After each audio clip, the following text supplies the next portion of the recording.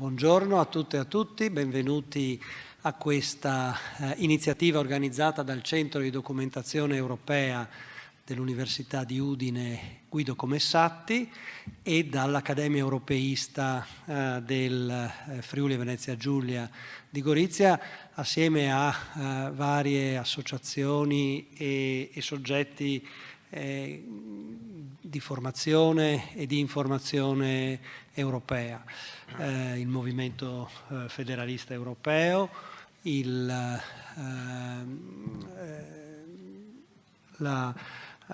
Polo Jean Monnet dell'Università degli Studi di Udine, che ha come oggetto la conferenza sul futuro dell'Europa e le possibilità che essa apre. Oggi è una giornata importante, è la giornata mondiale dei diritti umani, 10 dicembre 1948, la Dichiarazione Universale dei Diritti dell'Uomo. E in realtà la conferenza sul futuro dell'Europa ha proprio come uno degli oggetti principali i diritti dei cittadini europei, perché è una iniziativa che ha al suo centro la partecipazione democratica dei cittadini europei al processo di riforma dell'Unione. È un'iniziativa che da un certo punto di vista parte da non molto tempo fa. La propose nel 2019 il presidente francese Emmanuel Macron, ma in realtà parte ancora più da lontano, nel senso che è un tentativo di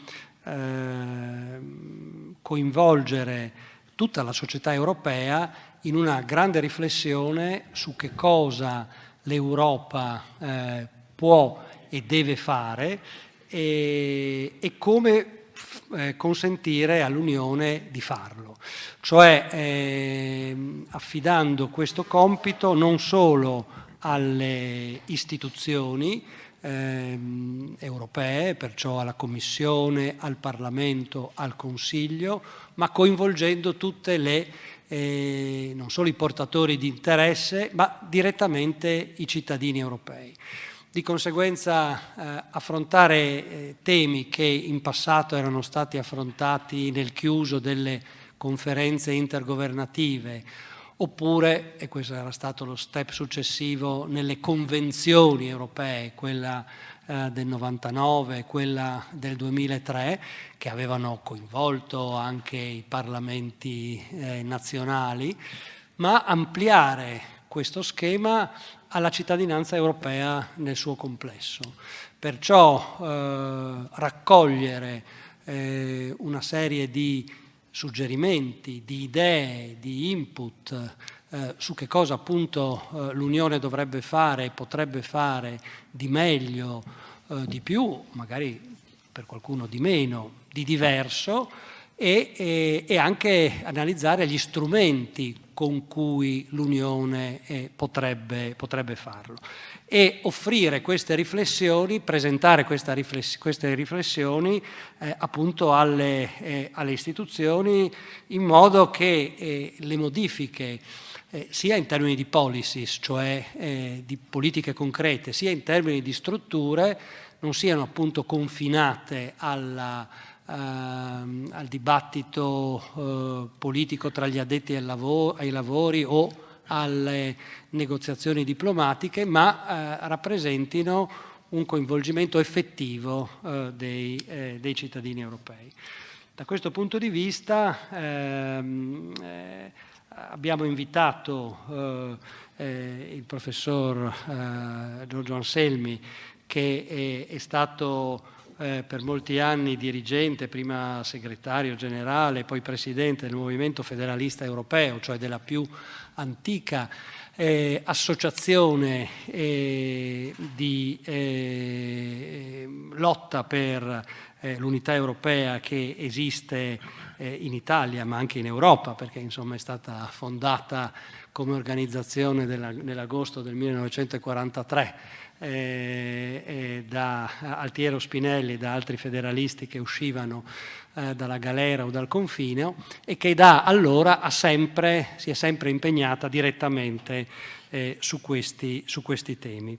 E avremo poi il professor Maurizio Maresca, che insegna diritto dell'Unione Europea in questa università e che farà in qualche modo da controcanto o da discussant, per dirla in un altro modo, a quanto ci dirà Giorgio Anselmi.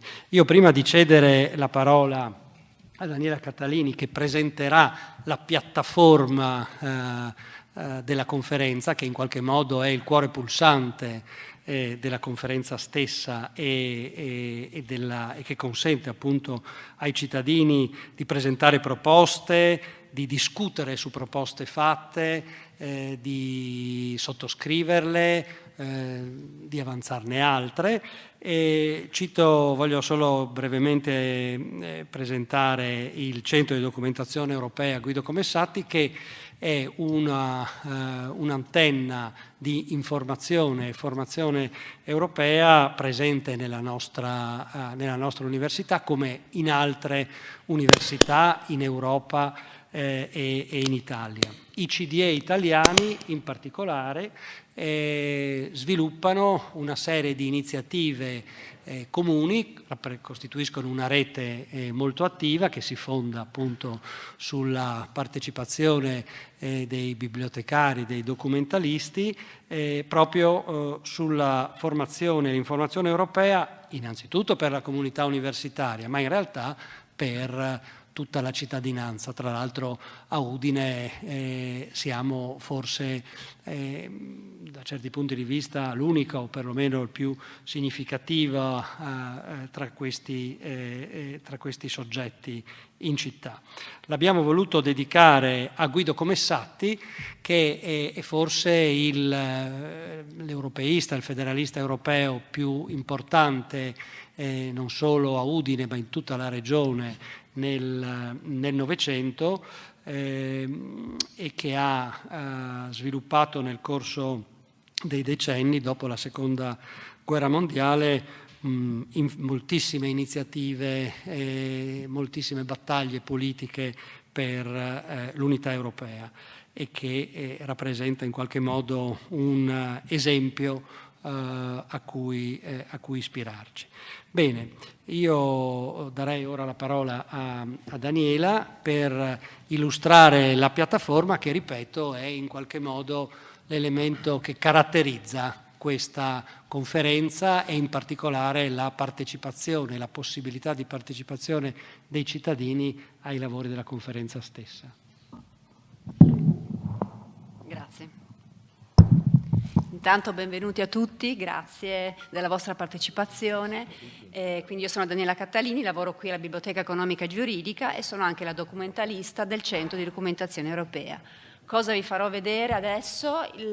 Questa piattaforma. La piattaforma è lo strumento proprio che per la conferenza del futuro dell'Europa, quindi fa sì che i cittadini possano partecipare sia a eventi, sia a proporre idee, sia a verificare, anche a seguire le idee degli altri, a condividerle. Quindi è proprio una piattaforma, adesso ve la illustrerò subito, proprio che è come un fulcro, uno strumento utile per tutti i cittadini, per tutti gli europei.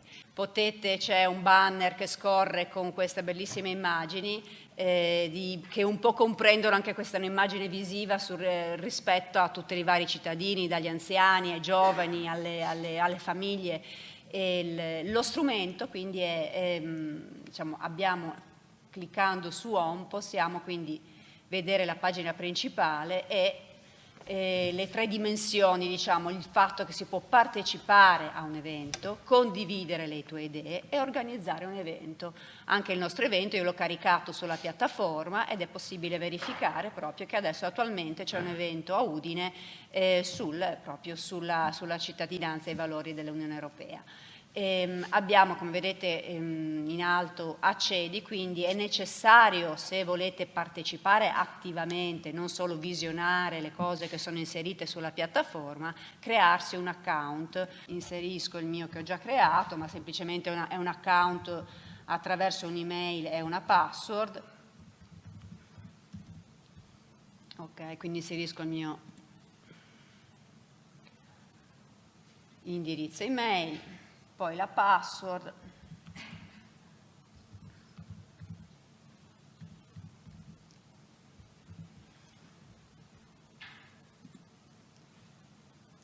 e adesso vengo ridiretta, non salvo la password e pian piano mi riporta alla pagina principale.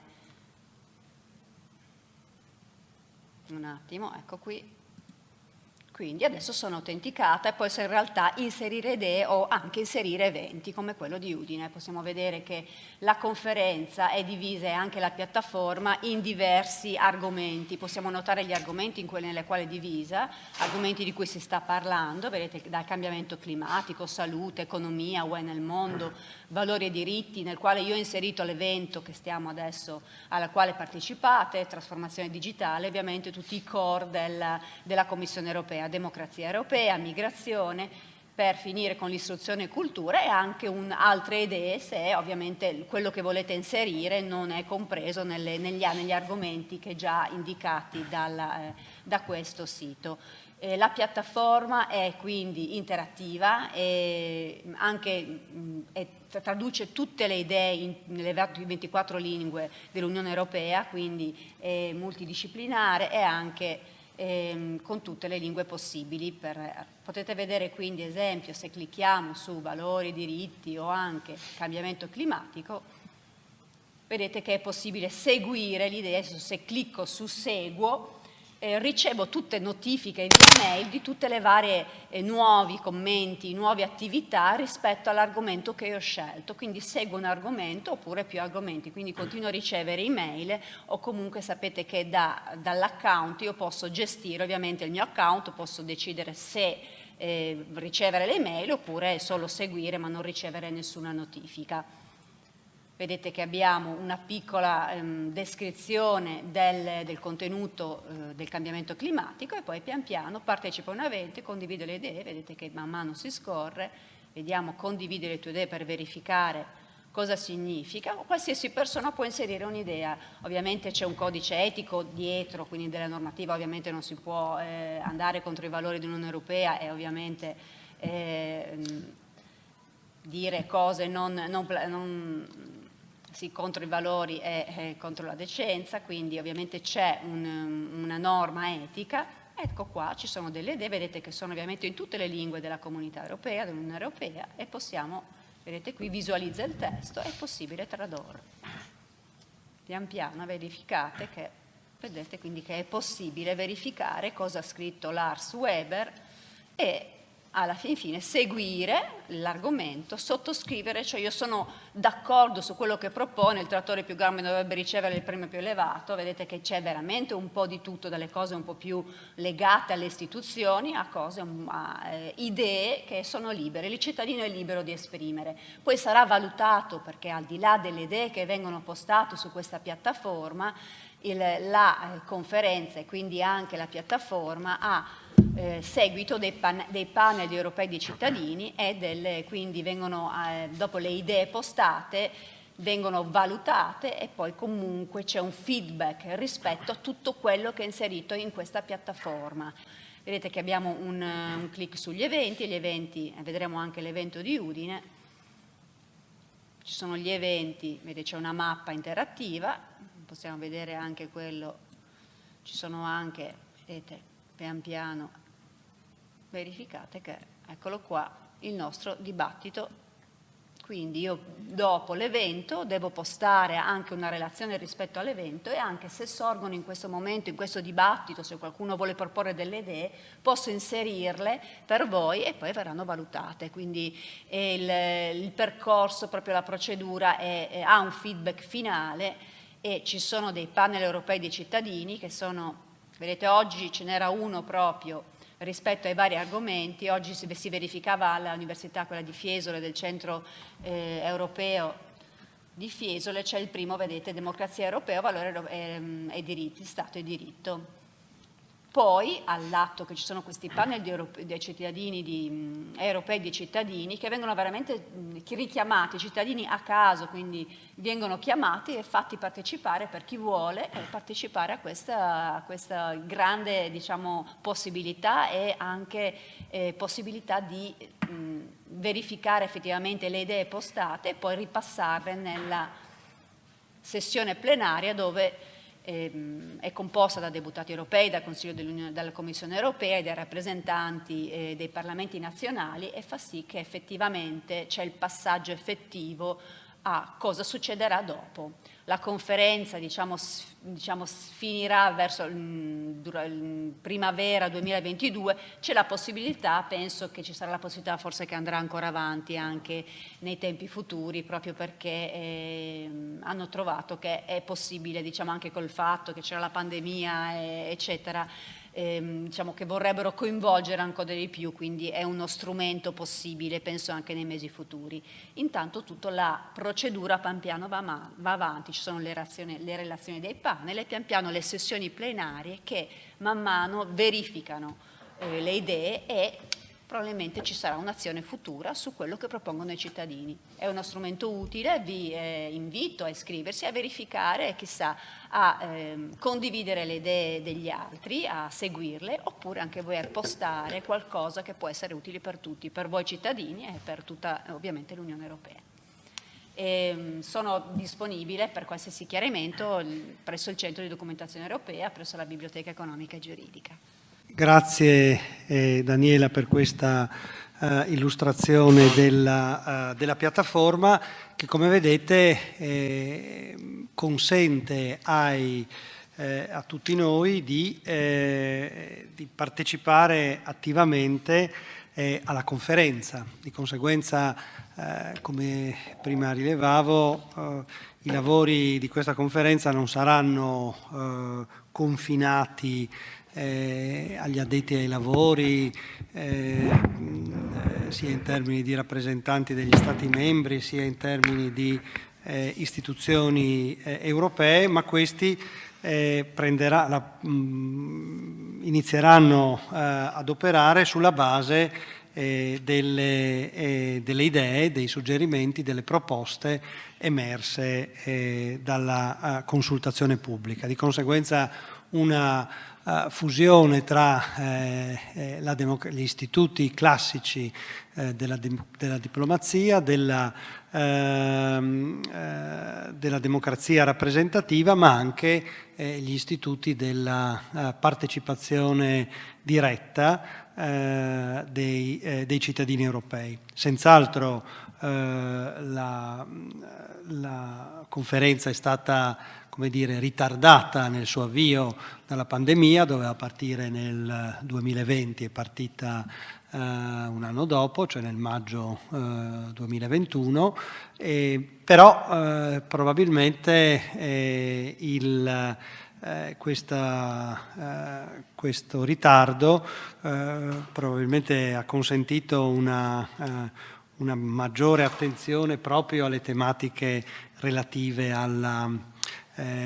all'uso degli strumenti informatici, che penso appunto potranno essere utili anche nel futuro del lavoro della conferenza. Però appunto il problema è cosa l'Unione dovrebbe fare di più e di diverso e come può farlo. Siamo continuamente, naturalmente, spettatori di questa forbice. Da un lato ci si chiede perché l'Unione non affronta questo o quel problema, perché non risolve questa o quella criticità, eppure spesso l'opinione pubblica non è informata del fatto che su tanti settori l'Unione non ha competenza, oppure ha una competenza solo concorrente e di conseguenza rappresenta e ha spesso rappresentato in molti contesti il capro espiatorio ideale, perché è distante, perché possono essere scaricate su di lei tutte le insufficienze in realtà dei decisori politici nazionali. È per questo che è importante unire i due aspetti, le politiche ma anche le istituzioni, anche perché senza le istituzioni, come diceva Jean Monnet, nulla dura. Da questo punto di vista io chiederei al professor Giorgio Anselmi che ha una lunga esperienza non solo sulle tematiche dell'integrazione europea, ma della partecipazione democratica dei cittadini al processo di integrazione, come lui vede questa conferenza, che possibilità ci sono per consentire attraverso questo strumento di far compiere un passo significativo avanti al processo di integrazione. Grazie. Tenterei di parlare in piedi.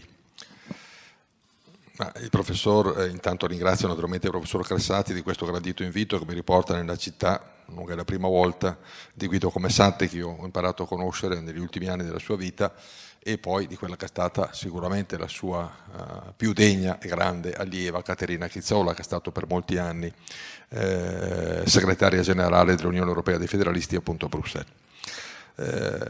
Detto questo, come del resto è stato precisato nel presentarmi, io naturalmente vi parlo da un certo punto di vista, insomma siamo in sede accademica e quindi weberianamente questo va detto per onestà intellettuale. Vi parlo dal punto di vista di un movimento che ha fatto della battaglia a favore dell'unità federale dell'Europa, insomma appunto fin dall'agosto del 1943, o se vogliamo risalire fin dal manifesto del Ventotene del 41, insomma la propria ragion d'essere, ecco. E quindi questo è opportuno che voi lo sappiate. Sono naturalmente contento che poi vi sia l'intervento di un esimio docente di questa università per eventualmente discutere insieme, insomma, no? di queste tematiche.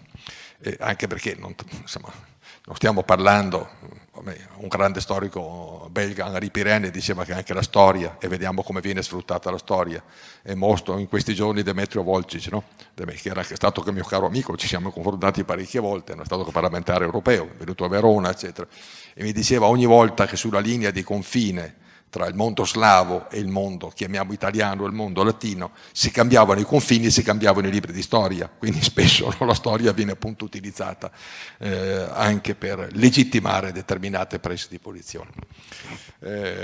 Allora io credo che per cercare di inquadrare, insomma, no, dal nostro punto di vista, lo ripeto di nuovo, il momento che stiamo vivendo, noi possiamo adoperare una categoria, un ideal typus, deriva Max Weber, che alcuni studiosi delle relazioni internazionali e anche alcuni storici, per esempio Massimo Salvadori in Italia, usano frequentemente per spiegare due fenomeni, due passaggi del passato, ed è quello di guerra costituente. Cosa sono le guerre costituenti? Le guerre costituenti sono quelle particolari guerre che mettono fine a un ordine e fanno nascere un nuovo, costituiscono un nuovo ordine rispetto alle altre.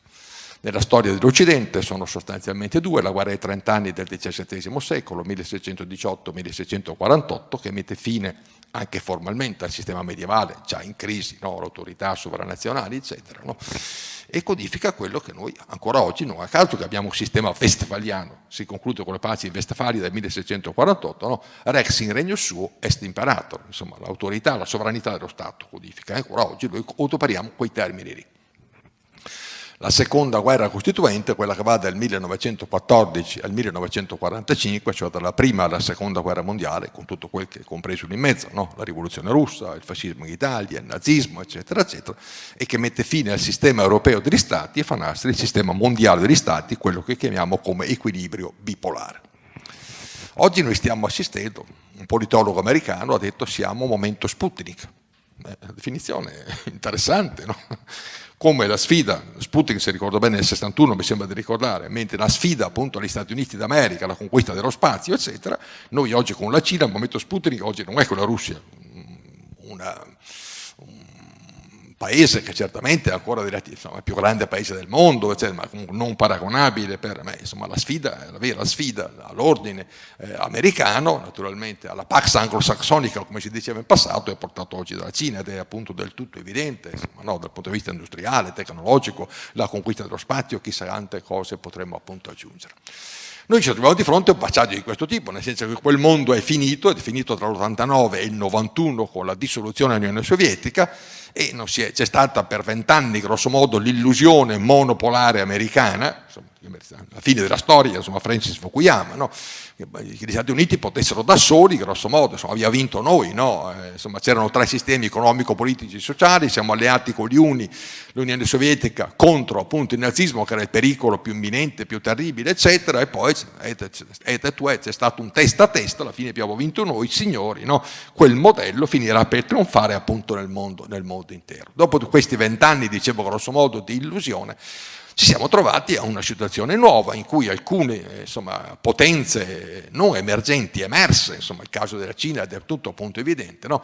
Vanno ponendo una sfida agli Stati Uniti per il predominio, per l'egemonia appunto a livello mondiale, insomma una cosa che è esplicita, la via della seta, eccetera. Potrei raccontarvi qualche episodio anche, no?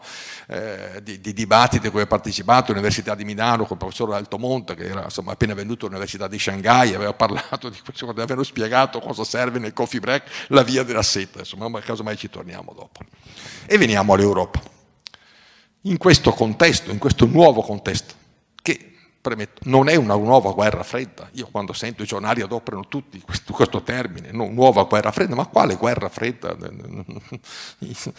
No, sono categorie del passato che si applicano oggi a uno scontro che ha caratteristiche diverse. Intanto la guerra fredda è una guerra tra, la conoscete, insomma, Raymond Aron l'ha codificata molto bene, pace impossibile, guerra improbabile, no? Con 2 famose battute.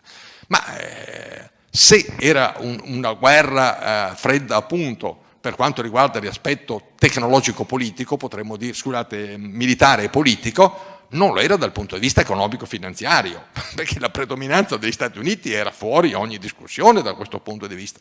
E quando Nikita Khrushchev dice no, l'Unione Sovietica o il comunismo riuscirà a realizzare più beni e più servizi rispetto al modello occidentale, o altrimenti il comunismo finirà, in realtà ha fatto una profezia, quello che poi appunto è successo da questo punto di vista, no? Dicevo, non c'era. Poi erano mondi chiusi, in un caso si parlava di primo mondo, secondo mondo e terzo mondo. Oggi il mondo è... Il signor Trump ha detto nel 2018 che era facile vincere le guerre commerciali, l'hanno vinta la guerra commerciale. Andate a vedere gli squilibri a bilancia commerciale britannica e vi rendete conto che non è affatto facile vincere le guerre commerciali.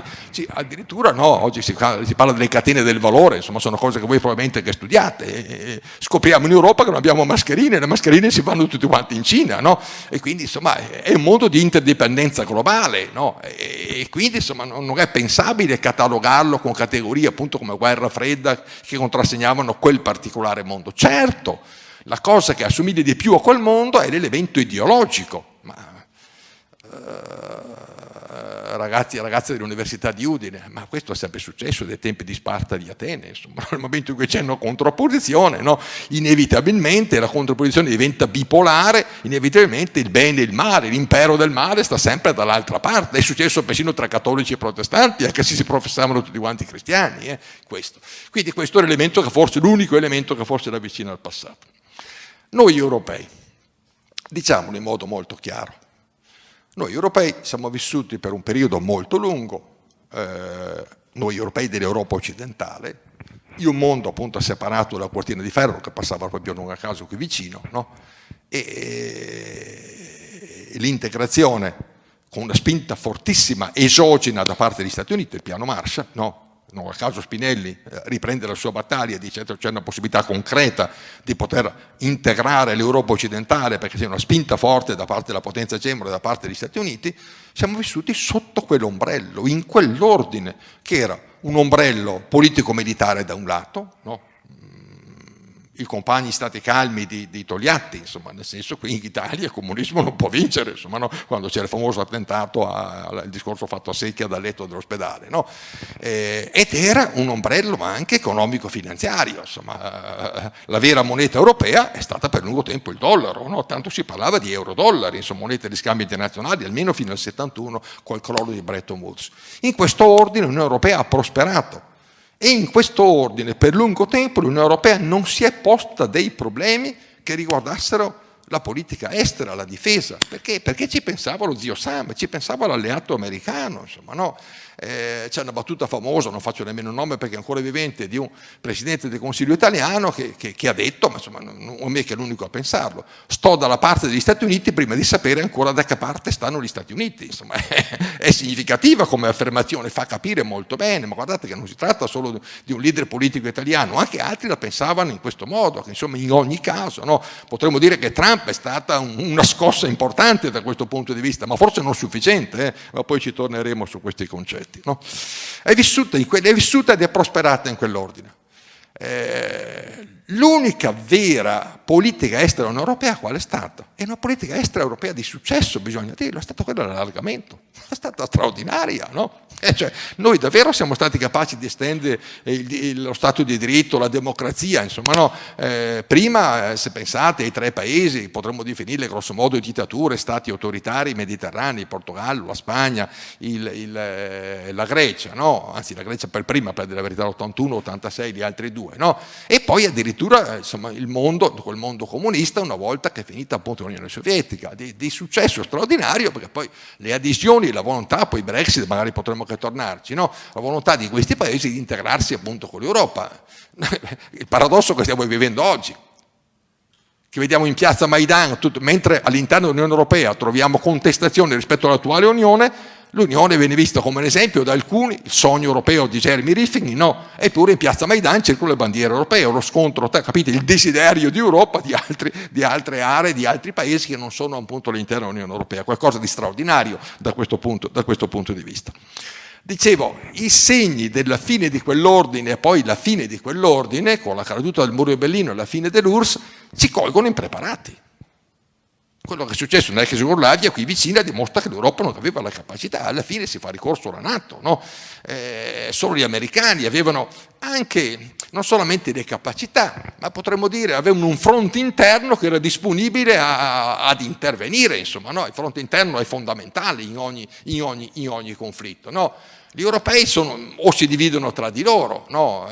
Con la Croazia gli uni, con la Serbia gli altri, no? O non sono capaci di pensare di offrire allora, c'è l'intervento importante persino del Vaticano in quel periodo lì, non sono capaci di pensare a dire noi, sì, dalla mattina alla sera nel momento in cui voi smettete siamo disposti ad accogliervi, sì, d'accordo, non pongono condizioni di questo tipo perché non ne hanno nemmeno la forza, no? E questo periodo qual è l'unica risposta dell'Europa occidentale, della CE di allora, che diventa Unione Europea, non a caso in quegli anni lì? Alla disintegrazione dell'Est, che colpisce alcuni paesi, per esempio la Cecoslovacchia, oltre la Jugoslavia, oltre l'Unione Sovietica, si risponde con una crescente integrazione attraverso l'Unione Monetaria, un grande passo, uno straordinario passo, l'abbiamo visto proprio in questi anni, no? Quel programma appunto elaborato lo scorso anno, il PEP come si dice con un acronimo, con una sigla, no? Ma chiaramente è una risposta parziale, c'è lì, andate a leggere, l'abbiamo pubblicato noi sulla nostra rivista teorica, il Federalista, il piano Schäuble-Lammers del 1994, che è un piano che è stato presentato da parte della CDU, del cancelliere Kohl, allora al Parlamento, al Bundestag, al Parlamento tedesco, no? E qui si pongono una serie di problemi. Il problema è la Germania del futuro non sarà più la Germania del passato, di cui si diceva che era gigante economico e nano politico. La Germania poi sono le cose che si sono viste naturalmente, soprattutto durante i 16 anni conclusi in questi giorni appunto di Angela Merkel, no? E quindi c'è il problema di dare un ordine alla Mitteleuropa, no? E chi dà questo ordine alla Mitteleuropa? Tutti questi temi sono appunto presenti, no? Non c'è una risposta da parte della Francia, c'è la famosa battuta di Mitterrand, i compagni socialisti francesi non sarebbero disposti, che erano da andare oltre, cioè togliamo la sovranità monetaria alla Germania creando la moneta europea, per dire in modo molto batale, ma non siamo disposti a rinunciare alla forza del frappe e al seggio europeizzandolo come è stato europeizzato il marco e a maggior ragione al seggio nel Consiglio di sicurezza delle Nazioni Unite, no? Da parte della Francia, e quindi si va avanti con l'unificazione monetaria senza accompagnarla naturalmente con l'Unione, perché a questo punto i tedeschi dicono giustamente, no? C'è il piano dell'oro, lo ricorderei molto bene, non ci diamo mica l'unificazione fiscale. E guardate che tutte le cose di cui parliamo adesso sono tutte nel libro bianco di De Oro, se andate a vederlo, sono tutte presenti appunto, no? Tasse europee, un bilancio europeo, eccetera, eccetera.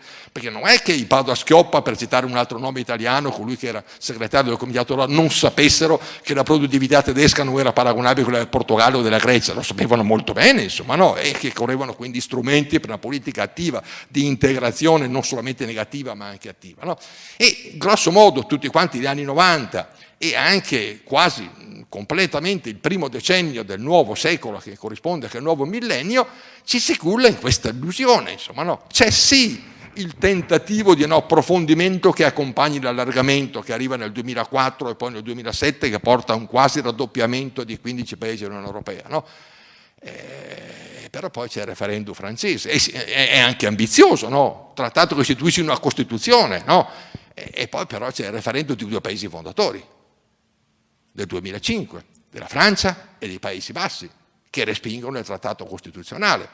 È un segnale, insomma, è uno shock importante, perché in quel momento lì c'è anche la guerra dell'Iraq, c'è quello che è successo l'11 settembre del 2001, no? C'è la divisione dell'Europa su cui gli americani, Rumsfeld l'ha detto chiaramente, gli americani giocano, insomma, no?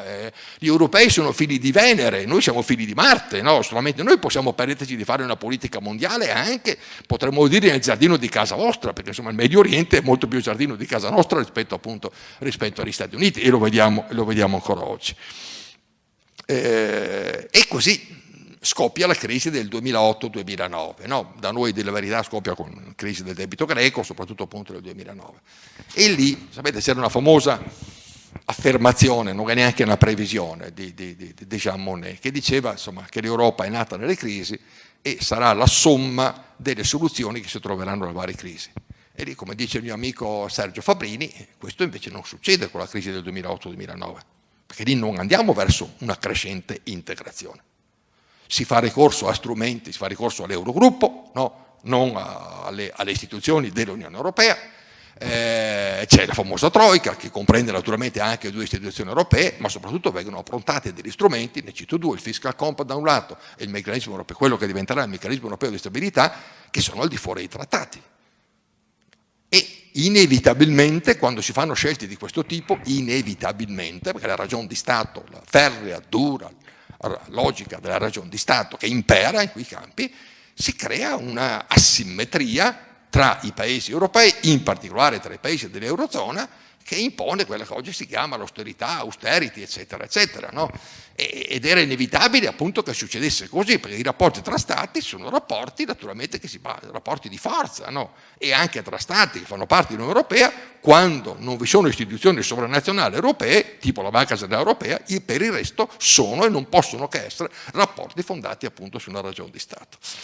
Così quindi non succede, questo genera poi quei fenomeni politici che noi chiamiamo populismo, nazionalismo, eccetera, che non coinvolgono solamente l'Italia, coinvolgono molti paesi europei, e per certi aspetti finisce per scontentare tanti paesi del nord, no? Che accusano quelli del sud, che sono spendaccioni, eccetera, eccetera, che i paesi del sud, nei confronti di quelli del nord, che accusano i paesi del nord di imporre loro l'austerità, eccetera, eccetera, riforme delle pensioni, eccetera, capite, no? Cioè, finisce per scontentare che i paesi dell'est, che credono in Europa che sia capace in qualche modo di proteggerli rispetto, e vedono che l'unico che è capace in realtà e che pensa alla loro sicurezza si affidano al braccio militare americano, e vale a dire alla NATO, perché questo è nella sostanza, no? La crisi del 2000, Covid e la conseguente crisi economica che scoppia immediatamente, per fortuna per certi aspetti, per disgrazia per certi aspetti e per fortuna per altri, è una crisi simmetrica sia dal punto di vista sanitario, con le differenze che vediamo da paese a paese, però vedete anche che paesi che allora se l'erano cavata bene oggi se la stanno cavando male, il caso della Germania, con la signora Merkel, che mai avrebbe pensato che un cancelliere tedesco avesse detto no, vorrei essere le condizioni dell'Italia, e questo è successo 2 settimane fa, no? Dicevo però, insomma, insomma è una crisi simmetrica per quanto riguarda l'aspetto sanitario e anche per quanto riguarda l'aspetto economico. E lì dobbiamo avere presente perché è successo il Next Generation, l'accordo del 21 luglio del 2020, che insomma lo ratifica sostanzialmente, no? È successo perché si metteva in gioco quella che è la fonte della nostra prosperità, e cioè il mercato comune. Perché c'erano paesi come la Germania, sapete che c'è un dialogo famoso tra Ursula von der Leyen, che dice espressamente che c'è un solo paese che da solo può mettere risorse che sono la metà di quelle che impiegheranno gli altri 26 paesi, e anche la Merkel dice alludi a noi. Cioè, la Germania aveva uno spazio fiscale per poter salvare le proprie imprese, quello che altri paesi, in particolare quelli del sud Europa, se volete citare anche l'Italia, certamente non avevano.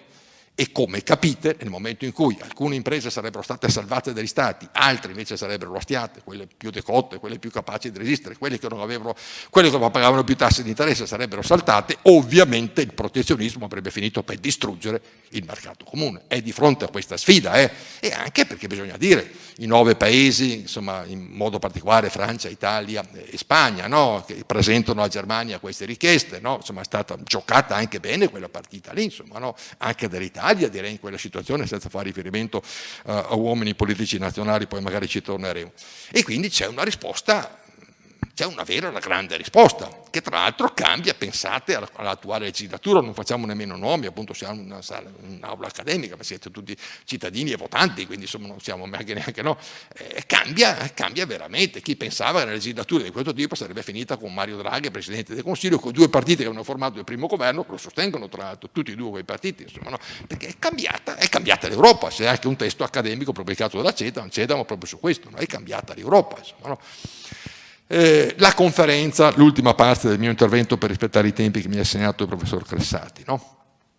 Ora, la conferenza è nata da un'idea di un famoso discorso di Macron, c'è stato prima il discorso a Sorbona, poi la proposta fatta durante la campagna elettorale, no? Ed era da un lato la volontà della Francia di riprendere il cammino europeo.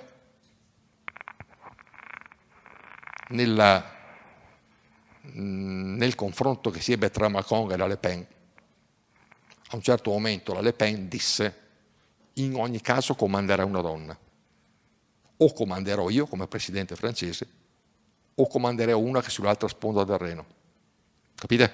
E cioè la Merkel.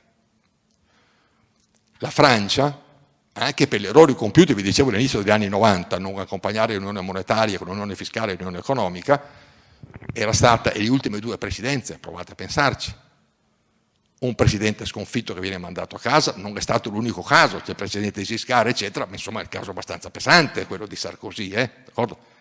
E Hollande che non ripresenta nemmeno la propria candidatura. Insomma, se uno conosce il sistema istituzionale francese voluto da De Gaulle, sono segnali importanti della crisi della Francia, no? Macron riesce a emergere questa candidatura di Macron ed è il tentativo da parte della Francia di reinserirsi potentemente nel gioco europeo. Nel discorso della Sorbona non c'è più un tabù, il tabù della revisione dei trattati, che per i francesi dopo l'esperienza del 2005 era giocata per puri fini elettorali interni da Chirac, sappiatelo, per spaccare appunto la sinistra francese, perché altrimenti l'Assemblea nazionale avrebbe approntato a stragrande maggioranza, tanto per essere chiari, come spesso succede con i referendum nazionali, cui noi siamo rigorosamente contrari, sempre, no? Sui trattati europei. Tra l'altro la Costituzione italiana per fortuna lo vieta.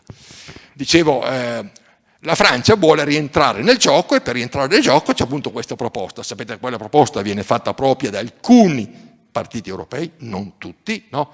E a un certo momento Ursula von der Leyen, per avere la maggioranza all'interno del Parlamento europeo, è costretta ad accoglierla e la inserisce appunto nel prossimo programma. Il professor Cosatti, non mi soffermo, scusate professor, faccio amico, un altro amico Cosatti, un altro caro amico federalista scomparso purtroppo, no? Il professor Cressati ne ha accennato prima. Quel che è successo lo scorso anno ha fatto rimandare di un anno, la conferenza avrebbe dovuto durare in ogni caso 2 anni e chiudersi di nuovo non a caso sotto la presidenza francese nel primo semestre del 2022. È chiaro, l'ha voluto Macron, insomma c'era una logica in tutto quanto questo, no? E non dobbiamo nemmeno scandalizzarci per queste cose, ma ci torneremo, cioè sull'importanza del ruolo di alcuni paesi in una federazione che non c'è ancora o che si sta costruendo, forse, vedremo, chissà, insomma, di questo possiamo discutere, no? Dicevo, invece di 2 anni, 1 anno, però ha detto bene la dottoressa Catalini che ci sono anche chi, compresi i federalisti, che dicono che potrebbe continuare dopo, naturalmente potrebbe essere una prima fase. Ci sono stati dibattiti molto, insomma, sapete che all'inizio la presidenza sarebbe, nell'organigramma tra i partiti europei, la presidenza della Commissione sarebbe aspettata a Verhofstadt, no? Così invece non è andato e si è arrivati a una presidenza collegiale che mette insieme Commissione, Parlamento e Consiglio, ma forse non è nemmeno male così. Sapete anche che è un esperimento di democrazia partecipativa e di democrazia rappresentativa insieme, diversamente dalla convenzione di Laeken e quella di Giscard d'Estaing. Vi è stato anche detto, c'è un po' un pane dei cittadini in questo giorno, noi avremo Verhofstadt che viene da noi, domenica faremo un presidio proprio lì, no, alla fine di questo panel, insomma, no? Verhofstadt del resto è venuto a Cavetotene, è un noto federalista, e uno dei motivi per cui alcuni paesi non lo volevano alla presidenza unica della Commissione era perché le sue tesi erano chiaramente scritte con un libro Stati Uniti d'Europa, no? Su questo. Noi non ci per venire e per dire anche le proposte dei federalisti, noi non pensiamo a una palingenesi completa dell'Unione, tenete presente che Macron ha usato un termine molto importante e pesante, ha parlato di rifondazione dell'Unione Europea. Rifondazione, insomma, è un termine di poco conto, fondare vuol dire fondare di nuovo, no? Noi non ci facciamo illusioni palingenetiche così globali, però noi abbiamo postato 2 idee che potete anche andarvi a vedere, per condividerle o per dire che non siete assolutamente d'accordo, ci mancherebbe, no? La prima è quella perché l'Europa abbia una limitata ma autonoma fiscal capacity, capacità fiscale, cioè perché l'Europa sia padrona di alcune risorse, no? Naturalmente Commissione e Parlamento europeo, cioè venga portato l'aspetto fiscale sotto le istituzioni più tipicamente, potremmo dire, federali o di impronta federale. Insomma, l'innovazione, questo ci ha spinti a fare una proposta di questo tipo, il fatto che il Next Generation è per la prima volta la creazione di un debito comune, no? Supportato anche da, come sapete, da imposte europee nel corso appunto del tempo, nei prossimi anni, però come scritto in modo, anzi parecchie volte nel documento del Consiglio europeo del 20 luglio dello scorso anno, si tratta di un programma provvisorio, chiaro, con una data, termine, 2026, anche se poi il debito verrà ripagato, se ricordo bene, fino al 2058, per risolvere quindi una crisi congiunturale. Quindi sono provvedimenti congiunturali e provvisori. Noi vorremmo che diventassero strutturali e permanenti, chiaro? E dare una capacità fiscale all'Unione Europea significa appunto rendere strutturale e permanente quel che è stato concepito appunto come provvisorio. La seconda idea che noi abbiamo postato è l'abolizione del diritto di veto, in particolare per quanto riguarda la politica estera e la difesa, il capitolo pesca per adoperare, voi lo conoscete tutti quanti, insomma, no? Dove veramente insomma, l'impotenza dell'Europa, no? per questi, l'avete visto nel caso delle sanzioni di fronte alla Russia, a un certo momento si è opposta l'Ungheria, no? Ma insomma, rende impensabile che l'Unione Europea possa, se non in casi particolari, no? Prendere delle posizioni di fronte a, è chiaro, anche questo dobbiamo dircelo e dobbiamo dircelo molto onestamente, insomma, no? Che è un prodotto inevitabile del cosiddetto diritto di veto, insomma, o della dittatura della minoranza che può diventare un solo Stato, che succeda questo. Mi permetto di fare un esempio con cui chiudo. Supponete che l'Italia sia governata per quanto riguarda, che so, l'immigrazione, o i rapporti con le altre sponde del Mediterraneo, da un consiglio adesso si chiamano così, dei governatori delle 20 regioni italiane. Ma gli immigrati non arrivano mica qui a Caorle, a Bibione, gli immigrati arrivano al Pozzallo. Immaginate che ci siano dei confini, no? tra il Veneto e l'Emilia Romagna, tra l'Emilia Romagna e la Toscana, e andate giù sotto. Ma voi vi potete immaginare che ci sia una disponibilità da parte degli allora stati del nord Italia ad accogliere e a dividere gli immigrati che arrivano sulle spiagge siciliane di Lampedusa, eccetera. Fate un altro esperimento mentale di questo tipo. Immaginate che quello che è successo alla Grecia fosse successo alla regione più povera italiana, come sapete la Calabria, no? 90% di economia assistita, una regione che conosco bene, è stato direttore di un meeting euro-mediterraneo che si faceva in provincia di Cosenza, no? E immaginate che le regioni del nord, in questo punto stati sovrani, magari ognuno, no, con proprio bilancio, eccetera, senza nessuna unione fiscale, dovessero aiutare la Calabria a risollevarsi e a poter mantenere la moneta comune. Voi pensate che i governatori del nord Europa si sarebbero comportati nei confronti della Calabria in modo molto diverso rispetto a quanto si sono comportate l'Austria, la Germania, eccetera, eccetera. Questa è la logica stessa delle istituzioni che cambia. L'ha detto molto bene Mario Draghi. Le istituzioni sono flessibili, le regole sono rigide. Questo l'ha dimostrato la vicenda di questi anni della Banca Centrale Europea. E di certo c'è stato l'effetto Mario Draghi, un uomo che finirà sui libri di storia per quello che ha fatto, il famoso whatever it takes, eccetera, no? Ma proprio perché c'è un'istituzione in cui si vota a maggioranza, ci sono le possibilità di prendere decisioni, c'è la possibilità naturalmente in quel momento di salvare l'euro e di fare delle scelte, capite? C'è il potere vero di intervenire, allora bastano le parole, quando c'è potere basta l'annuncio, no? E non a caso cambia la presidenza della Banca Centrale Europea e continua la politica di Mario Draghi, perché le istituzioni hanno questo grande, insomma, l'affermazione di Monnet, questo, no? Le cose durano nel tempo perché sono le istituzioni che fanno durare appunto le cose nel tempo, ecco. Quindi per chiudere nei tempi che mi sono stati dati e ringraziando di nuovo, certo, noi oggi abbiamo l'ha detto, abbiamo avuto un convegno a Ca' Foscari, passo da un'università all'altra con la presenza del sottosegretario Amendola, no? Per molti aspetti, insomma, la conferenza sul futuro dell'Europa è perché le istituzioni europee sono un po' imballate, questo, nel senso non sono riuscite a venire fuori, c'è un appello a far partire dal basso il processo invece che dall'alto, un po' con l'esperienza della Convenzione, ancora di più in questo caso, per vedere una maggiore legittimazione, no, anche di scelte che possono essere appunto prese. È un'esperienza, dicevo, nuova, straordinaria per molti aspetti, anche se anticipati in altri. Quel che vi esorto a fare, al di là di come voi la pensate, ognuno naturalmente può esprimere le sue parti. C'è un codice etico, ma codice etico vuol dire che chiaramente non si possono postare le bestemmie o parolacce, robe di questo tipo. Non è che non potete esprimere un dissenso rispetto a quello che dice Giorgio Anselmi, ci mancherebbe, no? Quindi, per quel che mi riguarda, vi inviterei tutti quanti a iscrivervi appunto alla piattaforma e a esprimervi appunto quelle che sono le vostre opinioni. Su una serie, noi siamo sul capitolo che ha messo l'idea democrazia, perché ovviamente è il tema, del resto è il tema di oggi, no? Perché quello che ci ha detto qui Verhofstadt in modo molto chiaro, noi potremo arrivare anche al treaty change, cioè il cambiamento dei trattati, solamente se i cittadini europei lo chiedono, e lo chiedono attraverso questo strumento che è appunto la piattaforma. Quindi quello è lo strumento, quello è l'imbuto attraverso il quale è necessario appunto passare. Ecco, vedremo poi come va il prossimo anno. L'ultima cosa, Claudio, posso ancora? Sì, un minuto. Noi ci troviamo in uno strano allineamento di pianeti oggi. Perché, dicevo prima, il ruolo degli stati nazionali. In passato, soprattutto della coppia franco-tedesca.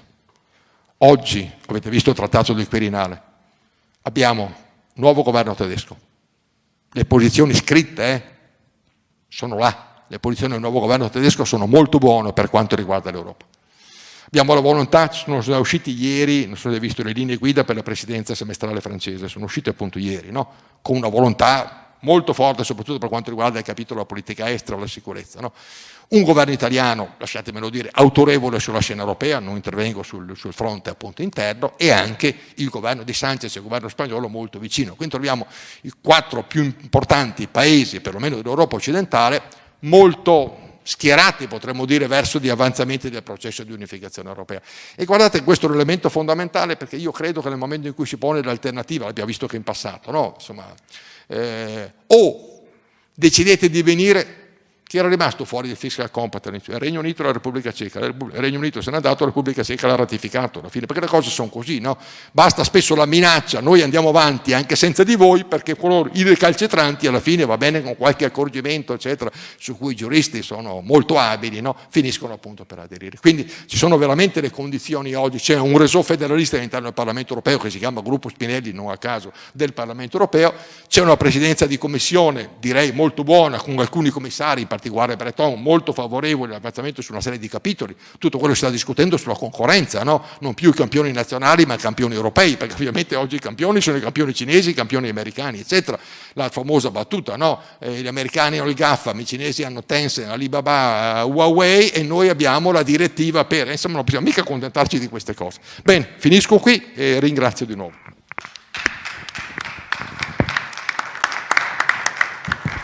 Grazie al professor Anselmi per questa panoramica che ha tenuto assieme storia, politica, diritto e visione, direi. Io chiederei a una prima reazione, un primo intervento al professor Maresca, e poi naturalmente tutti possono... Ma dunque, è un discorso, ha fatto un discorso, una presentazione molto...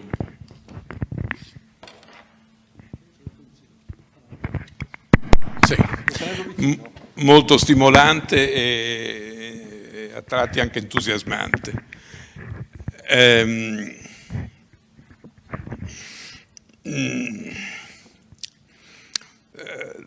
Premetto che io ho vissuto praticamente tutta la mia vita, questi ultimi 2 o 3 anni leggermente meno, ma ho vissuto la mia vita a Bruxelles. Per me Bruxelles è la città dove da quando avevo 27 anni lavoravo, scrivevo, studiavo, il mio primo libro l'ho scritto a Bruxelles. Pensate che addirittura io conosco Bruxelles meglio che qualunque altra città italiana, inclusa la mia. Ogni via di Bruxelles per me vuol dire una istituzione europea. Se vi dico Avenue d'Auderghem è mercato interno, Joseph II è mercati finanziari. Quindi per me Bruxelles è quella cosa lì. Non ci ho mai abitato come casa, ma in albergo almeno 2 o 3 volte alla settimana. Quindi potete immaginare quanto per me sia, come dire, congenita e io sia un entusiasta dell'Europa che ho visto crescere. Quando mi sono laureato io, che era nel 1977, usciva un importantissimo caso, una importantissima sentenza, che era la sentenza Simmental sulla prevalenza del diritto comunitario sul diritto interno. Nel 1983 escono 2 importantissime sentenze della Corte Costituzionale che arrivano ad affermare che attraverso l'articolo 11 le norme interne contrastanti col diritto comunitario sono illegittime, costituzionalmente illegittime. Il 1984 con la sentenza Granital, una marea di sentenze peculiari. Quindi per me l'Europa è quella cosa lì. I miei migliori amici lavorano nella Commissione europea. Quelli giovani che sono, come dire, amici dei miei figli, sono giovani o neanche più tanto giovani funzionari della Commissione europea. E vi posso dire nomi e cognomi. Ad esempio nel gabinetto di Gentiloni della squadra della Vestager oggi c'è un ragazzo italiano che io chiamo ragazzo ma ci avrà forse più di 40 anni, che era figlio del mio preside quando insegnavo a Genova e che oggi è il numero 1 nel campo del diritto della concorrenza, che si chiama Michele Piergiovanni. I direttori invece italiani della Commissione europea è gente che ha più o meno la mia età e siamo amici da sempre. Quindi l'Europa per me è quella cosa lì. Non vi dico la differenza che io vedo tra la burocrazia europea e la burocrazia italiana. Non parliamone, è un altro mondo. È un altro mondo. A Bruxelles trovate dei ragazzi, non più ragazzi o anche persone della mia età che lavorano seriamente, scrivono sulle riviste giuridiche, quelli che sono i giuristi, o sulle riviste economiche. Guardate, per fare un esempio, il capo di gabinetto di oggi di Gentiloni, Marco Buti, è uno che è stimatissimo da tutti. Non ne trovate tanti così dentro la burocrazia italiana. È vero che io ho più rapporti con alcuni ministeri un po' più deboli da questo punto di vista. Forse il MEF è diverso, ecco. Ma obiettivamente c'è un mondo di diversità. Trovate della gente seria che prima di affrontare un dossier se lo studia e si prepara. E questo per me nasce dal 1982-83, avanti e indietro da Bruxelles, in alberghi diversi, negli ultimi anni un po' più così, con gente completamente diversa del governo italiano. Quindi io sono uno di quelli che dico una cosa che non è nemmeno giusto dire. Io non mi sento italiano, mi sento europeo, ma davvero europeo. Cioè, per me è l'Europa il paese dove vivo.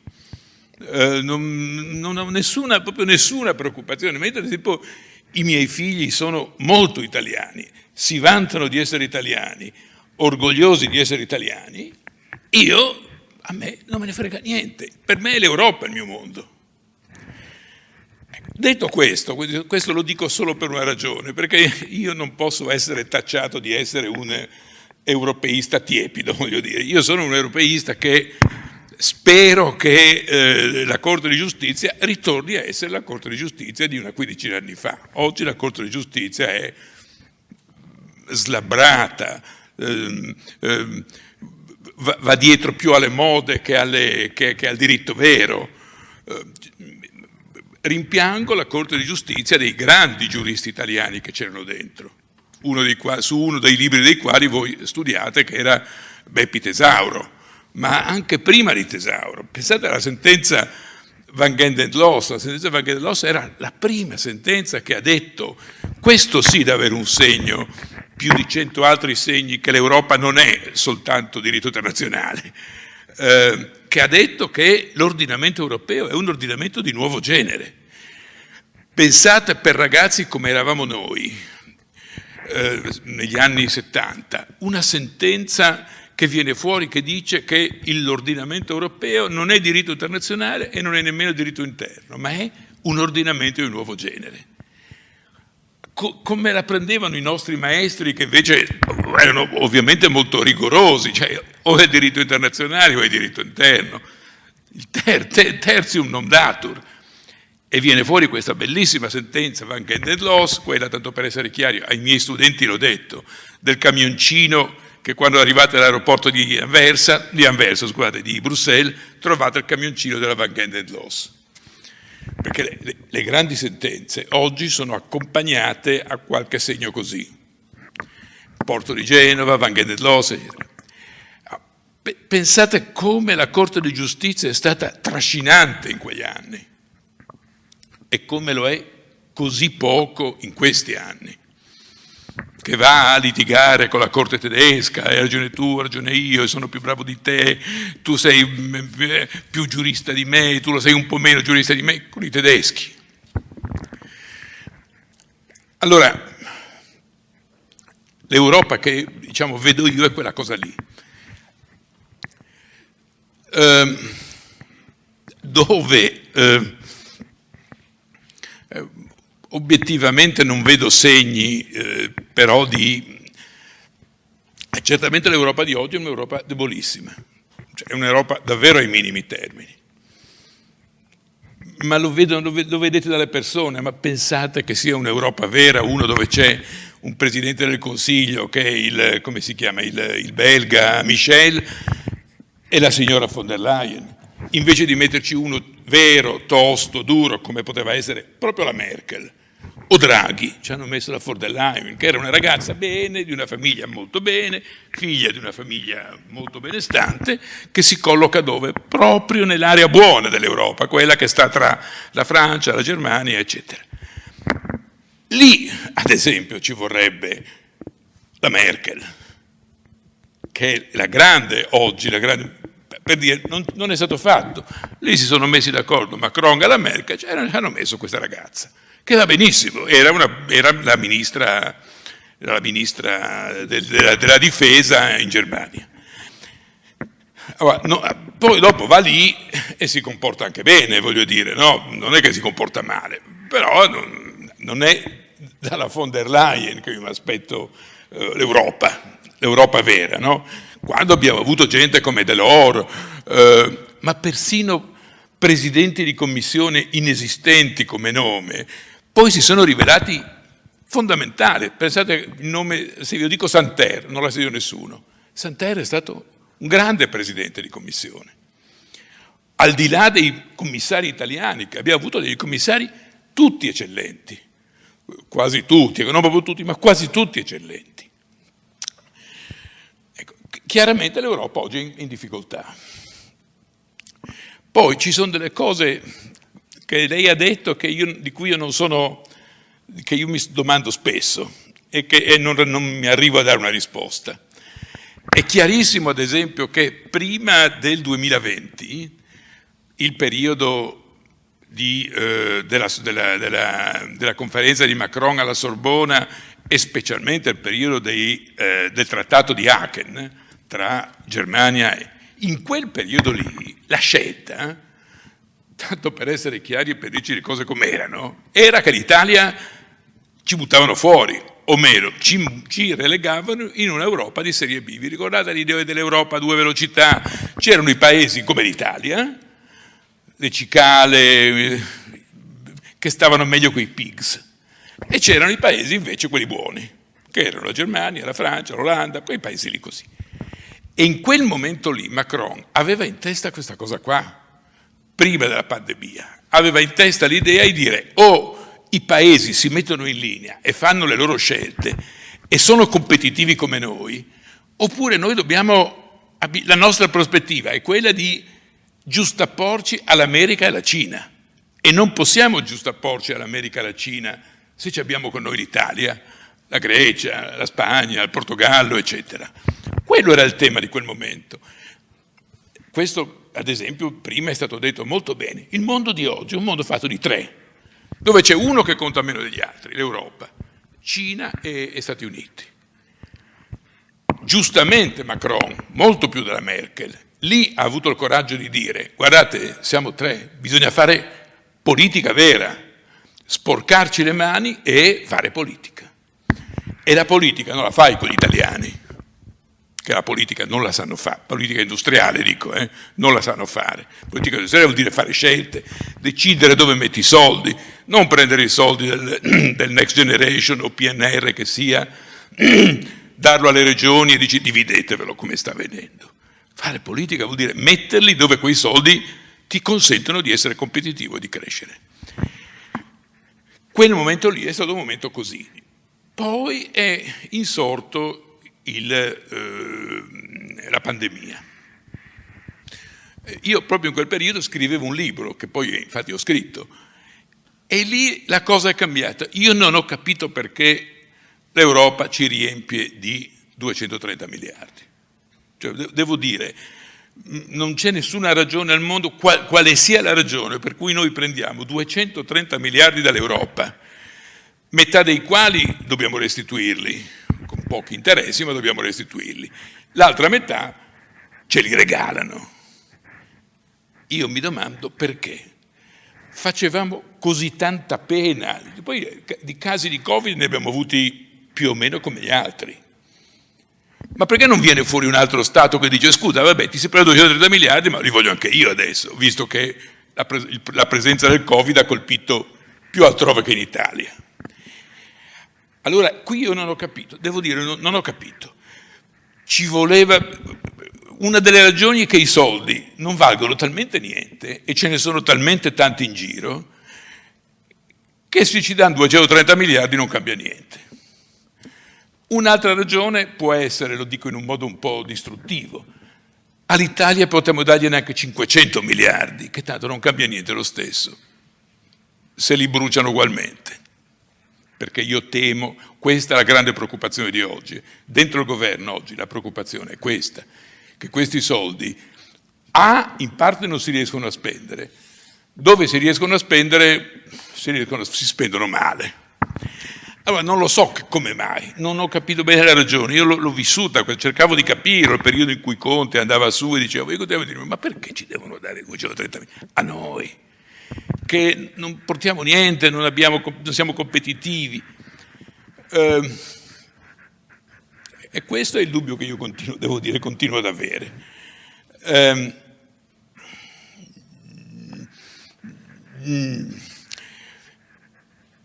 Escludo che l'abbiano fatto perché in base al principio che molti sostengono essere così importante della solidarietà. Non ci credo neanche un po'. Se ci hanno dato i soldi è perché probabilmente avevano l'interesse a darceli. Certamente i nostri fornitori di semilavorati che servivano per alcuni prodotti tedeschi, diciamo, ma sono stati soddisfatti, non lo so.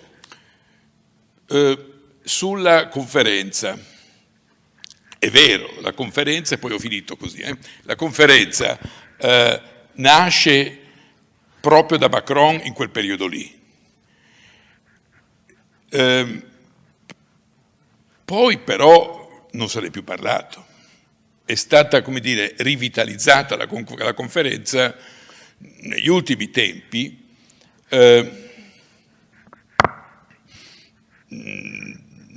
però della conferenza ce ne eravamo quasi dimenticati.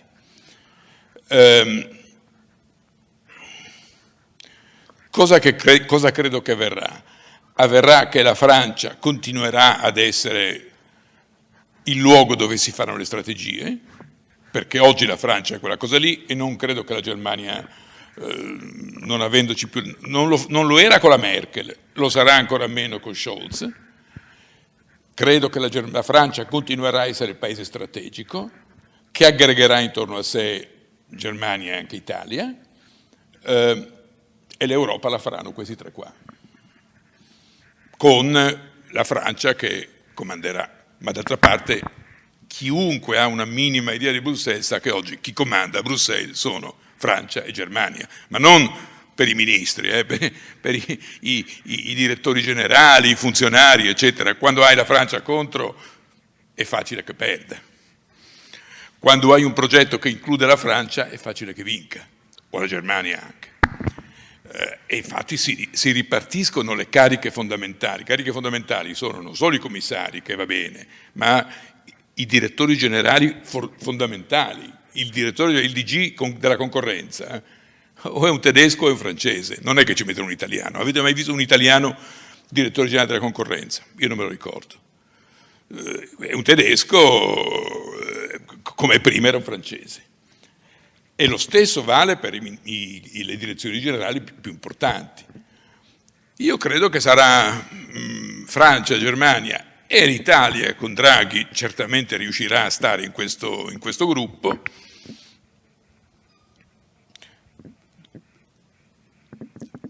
Confesso che dall'Italia Draghi ha la mia massima stima, è una persona eccellente, però io non credo che l'Italia sia un paese trainante sotto il profilo europeo, ma proprio per niente. La nostra rappresentanza è una rappresentanza seria, parlo della rappresentanza permanente. C'è gente seria che lavora bene, ma la nostra amministrazione pubblica non parla di Bruxelles dicendo dobbiamo andare in Europa, non rendendosi conto che l'Europa sono loro. E quando uno parla dicendo dobbiamo andare in Europa, vuol dire che non ha capito niente, perché l'Europa è lui. Per cui io, conoscendo bene la nostra amministrazione pubblica, parlo del governativa, quella delle regioni e dei comuni è ancora peggio, ma quella lì io non credo che noi daremo un contributo, cioè non sarà l'Italia che porterà un contributo di idee. Invece credo che con Draghi l'Italia ci sia e sia politicamente forte, almeno forte come Germania, anzi forse più forte che Germania e Francia. Non vedo, forse parlando di federalismi, io ho un amico che si occupa molto di federalismo e che forse è presidente di qualcuna di queste cose federaliste, che è Sandro Gozzi. Esatto, con Sandro Gozzi siamo amici, abbiamo anche lavorato molto insieme. Nel periodo in cui lui, prima quando era a Bruxelles, ma specialmente quando lui era ministro delle cose europee. Io però vedo difficile una federazione. Mi piacerebbe moltissimo, ma che si vada verso una federazione a me sembra, a me sembra difficile. Per me una federazione vuol dire federazione, vuol dire che gli stati non sono più stati e lo Stato è l'Europa, perché quella è la federazione, vuol dire che gli stati sono parti di una federazione. Poi il ministro degli esteri è lì, io la vedo difficile una cosa così, o quantomeno deve cambiare il mondo, ecco. Bene.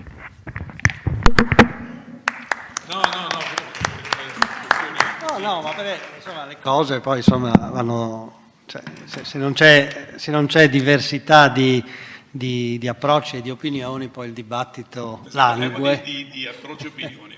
Parlavo con una mia studentessa di Udine che da un po' di anni in qua ormai si è ben radicata a Bruxelles e che adesso lavora alla BCE, non alla Commissione della BCE.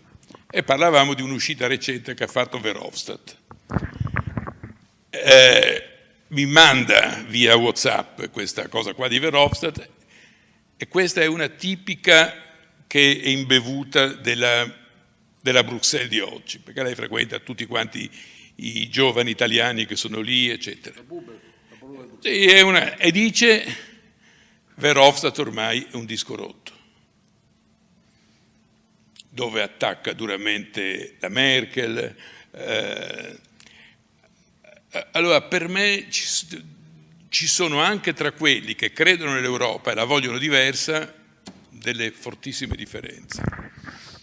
Già io non sapevo, ad esempio, che Verhofstadt fosse così contrario alla Merkel, eccetera.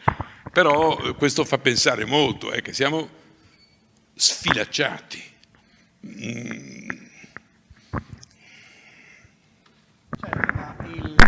Il fatto che siamo, come dici tu, sfilacciati non deve essere per qualcuno è una constatazione, come dire, amara, per qualcun altro può essere il punto di partenza per cambiare. Io adesso direi che ci sono persone che a diverso titolo in questa sala si sono occupate, hanno scritto sull'Europa oppure sono politicamente attivi in movimenti europeisti, per cui chi di voi vuole prendere la parola è più che benvenuto. Vi chiederei però di venire qui perché magari anche in piedi dove volete, così tutti possono sentire e possiamo essere registrati. Se qualcuno vuole rompere il ghiaccio, io guardo il professor Zannini in primis, ma... Volevo chiedere al professor Anselmi questo, e lui giustamente ha toccato la questione fiscale, che sarebbe naturalmente uno dei salti decisivi verso un'idea molto più avanzata di unione. L'altro è quello di cui ha parlato Macron recentemente, cioè la questione militare. Io sono uno storico e gli stati si sono costruiti su queste due cose qua, insomma, dagli Stati Uniti d'America, no, a tutta l'esperienza nostra. Se dobbiamo pensare all'Europa come un qualcosa che sia una filiazione di quel processo che si chiama Stato moderno o state building, questo è. Però allora secondo me c'è una cosa su cui io vorrei sentire la sua opinione, cioè quella mancanza fondamentale delle istituzioni europee. Anch'io come Maurizio Maresca potrei dirmi più europeo che italiano, e sono favorevole e sono al tempo stesso abbastanza pessimista, che è il fatto che noi non abbiamo un governo, per dirla agli studenti, cioè la Commissione europea di fatto non è un governo che non ha la fiducia di un Parlamento, perché la Commissione europea è composta da coloro che sono nominati dai singoli governi. Questa è una simmetria totale rispetto a una costruzione di Stato che possa prendere in mano la politica estera e la politica fiscale. Cioè noi non possiamo pensare, a parte questa parentesi che c'è stata rispetto al Covid, in cui c'è stato un embrione di debito pubblico europeo che anche secondo me è sembrato un miracolo caduto dai padri fondatori che sono in paradiso, ma se noi vogliamo andare verso un debito e a una fiscalità comune, quello è il nesso istituzionale, secondo me, dal quale non si può sorvolare. Cosa ne pensa lei, professore? Grazie Andrea. Mi pare che il professor Damiani volesse intervenire, se scendi Casa d'Europa di Gemona. Senectus ipsa morbus, ho fatto le scale a mio rischio e pericolo. Sì, è stato molto interessante gli interventi a cui abbiamo assistito. Io mi compiaccio con i relatori, veramente con gli organizzatori. A proposito del discorso sul Next Generation EU e a proposito del fatto che probabilmente un'ipotesi federale è di là da venire, forse non arriverà mai. Cosa ne pensate degli Eurobond? Non sono un superamento, gli Eurobond, di quello che poteva essere considerato l'egoismo nazionale, no? Un superamento di quelli che sono i timori verso gli stati cicala e quindi un passo avanti anche se piccolo, no? Sul tema dell'economia, ecco, verso un processo federale che forse, ma dobbiamo pensare a un processo federale, se non pensiamo a un processo federale, se non pensiamo a un'ipotesi, a un traguardo federale, possiamo chiudere tutto, perché altrimenti cosa stiamo insieme a fare? Non ha nessun senso, assolutamente, no? Ecco, questo come questione di principio. Poi volevo chiedere un parere su una questione molto più contingente il giorno d'oggi. La Brexit. La Brexit naturalmente non abbiamo parlato di questo argomento oggi, ma mi sia permesso, la Brexit. La Brexit assistiamo adesso anche a quello che sono le conseguenze dal punto di vista del fatto che ormai la piazza di Londra non è più la piazza finanziaria di un tempo, perché una buona parte di quella che era, diciamo, l'economia che si trattava a Londra è passata ad Amsterdam, a Parigi e anche in Spagna.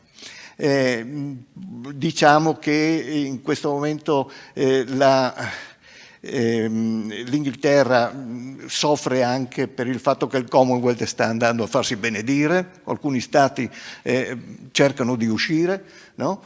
Una serie di problemi. Mi aggancio a un episodio, l'episodio dei sommergibili americani, in parte inglesi, non so se c'era un sommergibile inglese anche fra quei 6 sommergibili atomici che sono stati mandati in Australia, no? Va bene, ovviamente contro la Cina, evidentemente, no? Ecco, il ruolo dell'Inghilterra in quel caso lì è stato un ruolo importante, oppure l'Inghilterra si è agganciata necessariamente per non scomparire, per non sprofondare a quella che è la politica degli Stati Uniti d'America? È vero o non è vero che l'Inghilterra, il Regno Unito, in questo momento sta diventando il 51esimo Stato degli Stati Uniti? Ecco, scusate se sono uscito un momentino dai... Non sei affatto uscito dal seminato, anche perché in un contesto in cui contano gli input, le idee, nessun tema è escluso, nessun tema è tabù. Altri? Qualcun altro? Prego. Sì, vieni qui perché così resta traccia più sicura. Prego. No, insomma, la mia domanda è di uno che non sa, ma che vuole sapere un attimo su un aspetto di cui si parla molto, ma anche molto approfonditamente, ovvero quello dell'esercito europeo, di una politica estera comune. Ecco, c'è sempre questo mio inghippo, che non penso sia appunto solo mio, del concetto di autonomia strategica dell'esercito europeo come elemento fondamentale, fattore fondamentale per l'Europa, detto appunto genericamente l'Europa, come strumento per far valere la sua geopolitica nel mondo. Ecco, però il problema è che vi è tutto il discorso che c'è già difficoltà in sé per le istituzioni europee a gestire una politica estera comune, per cui l'avere un esercito europeo potrebbe non essere, diciamo, cioè, potrebbe non essere utilizzato come strumento, cioè una sorta di lettera morta, un esercito europeo non utilizzabile perché non c'è una politica estera comune. Dall'altra parte però c'è questo paradosso, cioè che è lo stesso strumento, questa nella mia idea, ecco, può essere l'esercito europeo lo stesso strumento per cui può crearsi la politica estera comune per gli Stati europei, può essere il fattore, diciamo, trainante, se vogliamo, o di partenza. Ecco, il problema era proprio questo: è l'origine, l'esercito europeo, di una politica estera comune, o è il risultato dell'arrivare a un'autonomia strategica per le istituzioni europee? Grazie. Grazie. Siamo partiti dalla CED e torniamo lì. Forse potresti cominciare a rispondere, potreste reagire a queste... Come ci mettiamo? Prego, comincio pure io. Sì. Non ho molto da dire, ma Va bene. magari ogni tanto dico una... Grazie naturalmente per le vostre domande, tutte quante interessanti, anche per l'intervento del professor Maresca, che meriterebbe un'altra relazione, insomma. Però toccherò alcuni anche aspetti. Primo, nessuna federazione è nata come Minerva dalla testa di Giove. La battuta di Pompidou, ex presidente della Repubblica Francese. Le federazioni sono confederazioni che hanno avuto successo, solo due, quella americana e quella svizzera. Gli altri sono stati che sono diventati federali, la Germania, l'Austria, eccetera, no? Ma unioni di stati, appunto Fabrini, no? Che distingue bene unioni di stati che diventano federazioni e invece stati che diventano federali. Altra cosa. Quelle due si sono costruite nel corso del tempo e hanno entrambe passato una guerra civile che non ha contrapposto solamente il governo federale o centrale e la periferia, ma anche stati contro altri stati. La prima è la guerra che dura dal 1861 al 65, la guerra di secessione americana, che è stata terribile, enormemente di più rispetto è la prima vera guerra di massa, d'accordo? Poi arriva la guerra mondiale, eccetera. La seconda, in Svizzera, la Svizzera si fa nascere, i testi costituzionali svizzeri si fa nascere dall'accordo tra Uri Svizzera e Untilvalde, ma lei lo sa molto meglio di me, del 1291, se ricordo bene, chiaro? Passa Napoleone, prima, ma dopo c'è una guerra che si chiama guerra del Sonderbund, che è del 1847, e solamente nel 1948 c'è la Costituzione federale, al di là poi del nome. Quindi, unire l'Europa è un'impresa temeraria, io lo so, ne lo dico, non c'è bisogno che me lo dicano gli altri. Faccio sta battaglia da 42 anni. Secondo, lei mi insegna, professor, ho capito bene, Zannini, calma a fare previsioni sul futuro. C'è la famosa battuta, no? Non faccio previsioni del futuro perché ci si può sbagliare soprattutto su quelle, sì. Previsioni sul passato è facile, quelle sul futuro. All'inizio del Medioevo vero, che ha ragione Pirenne, naturalmente non nasce con il 476, che è stata cosa irrilevante sostanzialmente, nasce con la divisione del Mediterraneo. Si formano tre sistemi che sono sistemi economico-politico-sociali, potremmo dire. c'è l'impero greco-bizantino, c'è quello arabo-musulmano e c'è l'imperium christianum di Carlo Magno. Un grande storico inglese che si chiama Stone dice: se uno avesse dovuto puntare delle fiche su quale dei tre avrebbe finito per prevalere, non l'avrebbe certamente puntate su quell'impero feudale. No, siamo vicini. E invece dopo il 1000 succede che siamo proprio noi, facciamo le scuole. Nel 1918, se ricordo bene, un signore, Oswald Spengler, scrive Il tramonto dell'Occidente, che ha avuto un successo strepitoso. Chiaro? Non solamente in Germania, no? La Germania sta perdendo, la scrive, la pubblica a Vienna, il primo volume, il secondo lo pubblica, se ricordo bene, nel 22, no? Il tramonto dell'Occidente. Il Novecento è stato il trionfo dell'Occidente, non il tramonto dell'Occidente. Si era sbagliato.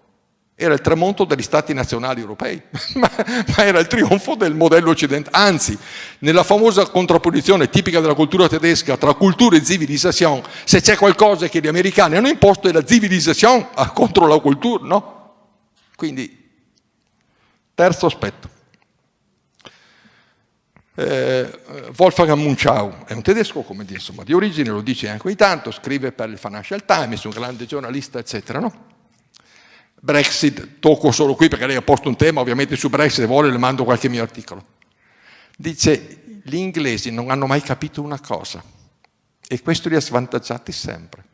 Non hanno mai capito l'enorme capitale politico che le classi dirigenti di alcuni paesi europei, soprattutto quella tedesca e quella francese, hanno investito sul processo di unificazione europea. Non hanno capito questo.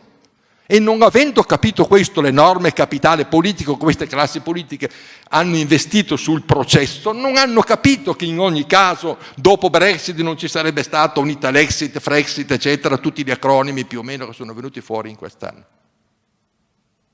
Non stiamo mai dimenticarlo questo aspetto. Professore, potrei citarle il famoso, quando si parla di Bruxelles, no?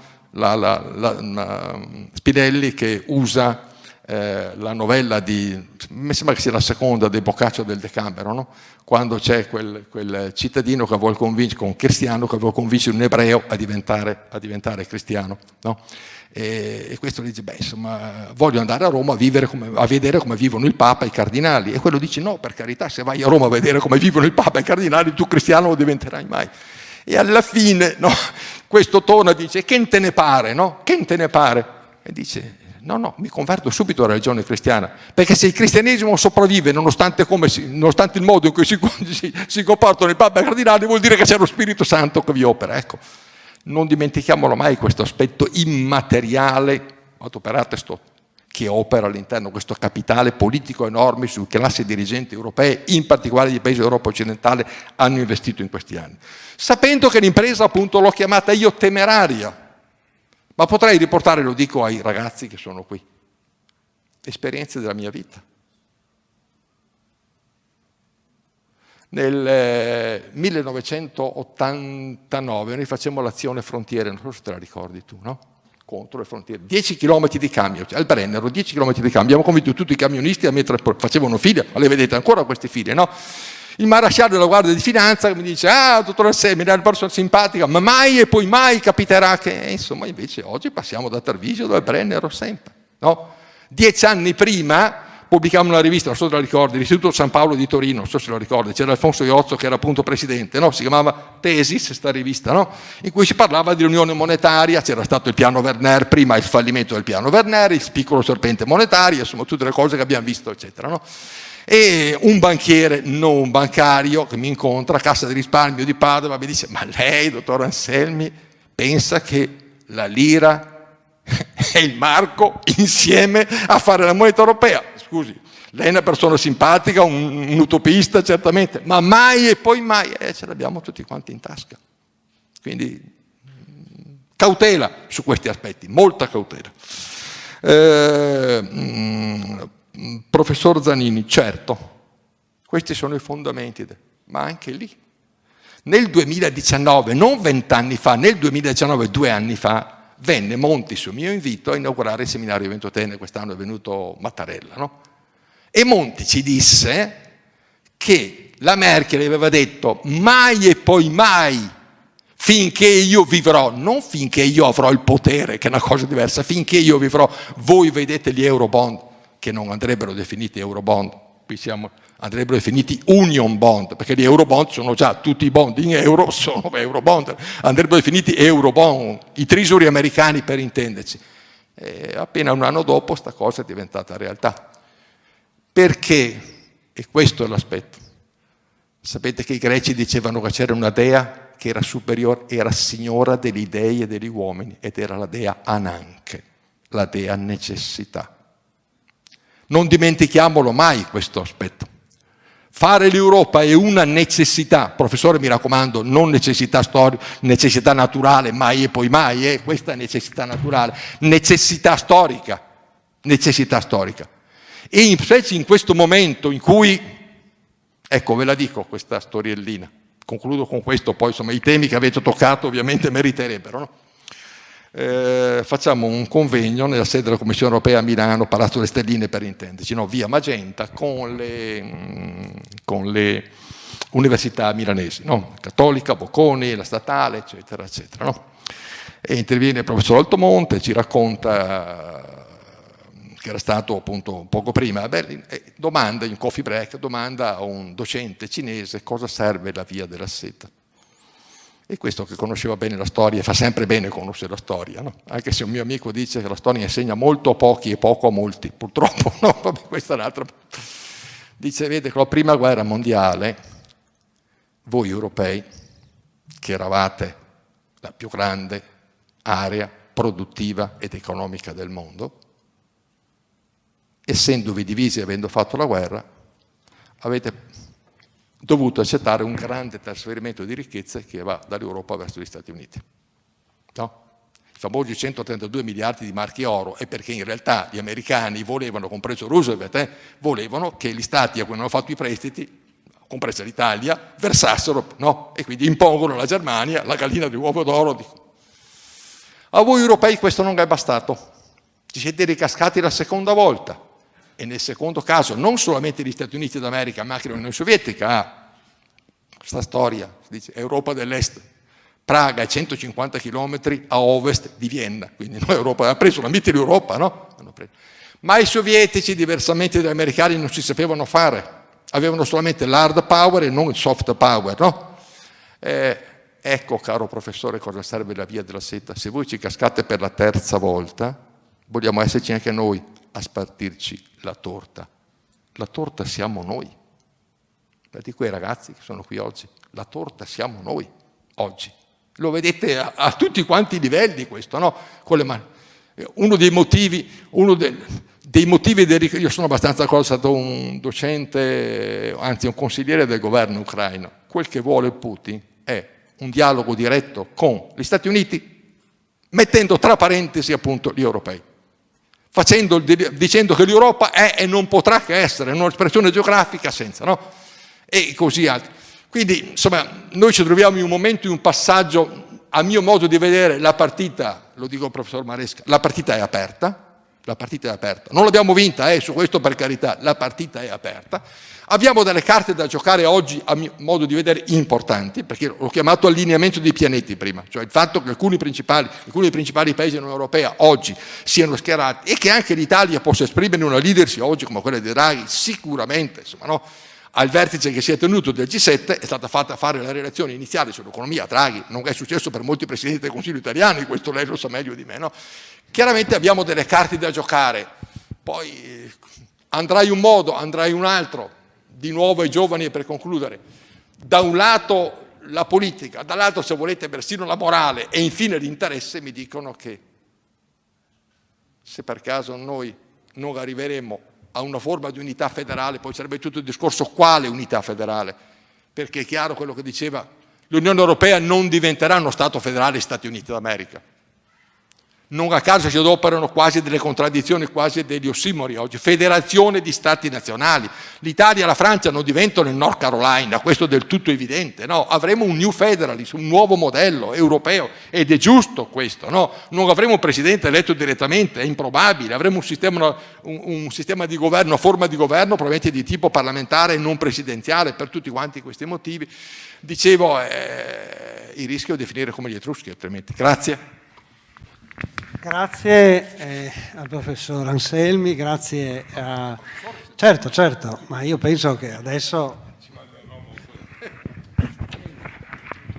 No, il mio breve intervento era sul tema che non so chi ha tirato fuori, forse lei, dell'esercito. E allora, io sono una delle cose di cui sono convinto, però superficialmente, io sono un giurista, non sono uno storico, quindi non pretendo di essere uno stratega, faccio il giurista e come giurista osservo le norme e semmai vedo quelle che devo, ma non. Però pensare a fare un esercito quando non c'è nessuna politica estera comune, mi viene da dire, ma ci prendono in giro. E se ci prendono in giro, tutti ci prendono in giro, perché da Mattarella a Macron, tutti quanti a parlare dell'esercito comune. Io dico, ma per fare che se non c'è una politica comune? Seconda cosa su questo, facciamo attenzione, la guerra, uso la parola guerra perché quella è guerra vera, la guerra economica tra i Paesi membri dell'Unione Europea è durissima. Cioè nel momento in cui noi perdiamo il contatto un po' con l'Egitto, per via delle varie vicende, Regeni, questo qua di ieri, come si chiama, quest'altro qua, eccetera. Nel momento in cui noi perdiamo con quello, Macron si infila dentro e gli vende 50 aerei. Nel momento in cui noi abbiamo un po' allentato la tensione, era il periodo, non mi ricordo se Conte 1 o Conte 2, con la Libia, ci sono entrati tutti dentro, la Turchia, la Russia e anche la Francia. Quindi, che politica estera comune? Qua sono dei paesi che si stanno facendo concorrenza, ma questo è fisiologico nell'Europa. L'Europa di oggi presenta una fisiologia, nel senso che i paesi sono in competizione fra loro. Ne parlavamo con Claudio ieri. Con la Slovenia abbiamo una guerra, mentre qui ci raccontiamo la storiella che stiamo collaborando, eccetera. La politica dei trasporti italiana e slovena sono in competizione durissimo, come non mai. Cioè non c'è nessuno, abbiamo un corridoio in comune e ce lo facciamo uno contro l'altro. In questo momento, addirittura nelle linee che stanno uscendo adesso, sta uscendo il nuovo regolamento sulle TEN-T, non ne sarà nemmeno più previsto il passaggio con la Slovenia, perché ormai il principio è che Capodistria, Lubiana, Maribor, Graz è in competizione con Trieste, Udine, Tarvisio e Graz. Quindi, ma vi faccio un altro esempio, poi così ho finito, solo per dire come siamo andati indietro. Quando ho cominciato a insegnare qua, non subito, ma qualche anno dopo, 2001-2002, vedi una volta, proprio non c'era ancora quest'aula, ma da un'altra parte viene il professor Luzzatto, che era uno dei nostri grandi maestri di diritto internazionale di Milano, mio maestro di Milano, il quale ci disse, guardate, se noi guardiamo a quello che succede, la guerra del Golfo, allora all'epoca della guerra del Golfo, eccetera, prendiamo atto che il diritto internazionale sta andando indietro, non avanti. Cioè le regole di diritto internazionale su cui noi abbiamo lavorato tanto, pensiamo negli anni 70 quello che è stato fatto sui diritti e doveri economici degli Stati, le grandi convenzioni internazionali sui diritti dell'uomo, stiamo andando drammaticamente indietro. E così per concludere, mi è capitato sarà 3 settimane fa in un convegno che abbiamo avuto con Elena ad Aosta di fare il Monte Bianco con la funivia. Allora, ai miei tempi, quando ero ragazzo io, per andare alla Guy de Midi, che è la stazione della funivia in cima, quella dove si arriva dalla Francia, pagavi il biglietto e arrivavi alla Guy de Midi. In prima c'era il Pavillon, il Rifugio di Torino, Punta el Bronner e la Guy de Midi. Tra la Punta el Bronner e la Guy de Midi, lì era Francia. E pagavi un unico biglietto. Adesso tu vai lì, tu paghi il biglietto per arrivare a fare fino a Punta el Bronner, che è Italia. A Punta el Bronner, se vuoi, ma non te lo dicono nemmeno, ti fai il biglietto per andare da Punta el Bronner dall'altra parte. Persino sulle cose così semplici, le differenze tra gli Stati e la competizione degli Stati è così evidente. Non parliamo qui, voglio dire, dove a Gorizia i sindaci con Gorizia e Nova Gorica si vedono per dire noi facciamo città della cultura, eccetera, e poi si fanno una guerra sotto i porti durissimi. Per cui, che esercito d'esercito? Cioè, in Egitto oggi stanno prendendo il controllo i francesi, in Libia francesi, turchi e russi. Non c'è politica estera, specialmente nel Mediterraneo. Lì, se le capita, si lega il memorandum dato da Spinelli a De Gasperi quando si discute della CED e della testo interessante, dice: mentre tu puoi affidare a un'autority tecnocratica la gestione della moneta, non puoi affidare all'esercito. L'esercito deve avere una guida politica, quindi le due cose, come lei del resto ha detto, no? La politica anzi, prima viene la politica estera e poi l'esercito come strumento per la politica estera.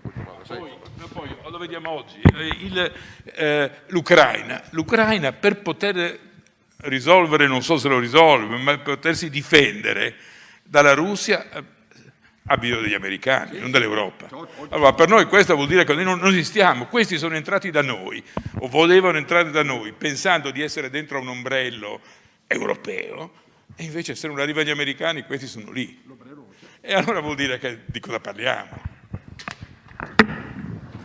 Bene, con queste note positive, ottimiste, potremmo concludere, ma in realtà è stato detto giustamente, citando una frase di Jean Monnet, l'Europa è stata fatta attraverso le crisi ed è stata la soluzione che è stata data progressivamente a queste crisi.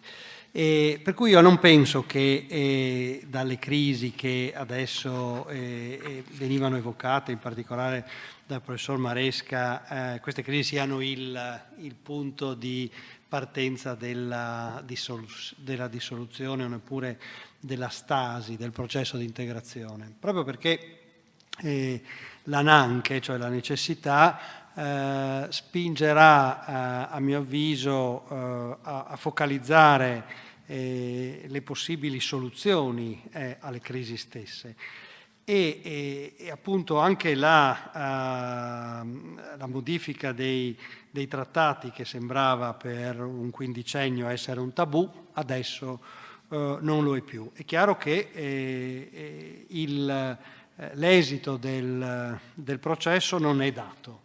Non è certo.